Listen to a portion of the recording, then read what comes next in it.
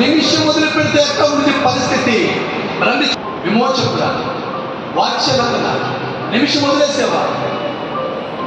అంతకుముందు మా పరిస్థితి ఎట్లుంది? మేము దేని కిందకి వెళ్ళిపోయాం? హోషయ 11:4 పొందాం. మనుషుల మీద ఒకడు మనుషులను తోడుకొని పోయినట్టుగా దేవబంధముతో నేను బంధించి ఆకర్షించే ఒకడు పశువుల మీద బరువైన కాడిని తీసినట్లు. ఇది ప్రేమ. శాశ్వతమైన ప్రేమతో నేను ప్రేమిస్తున్నాను కనుక విడువక నీ యెడల కృప చూపుచున్నాను.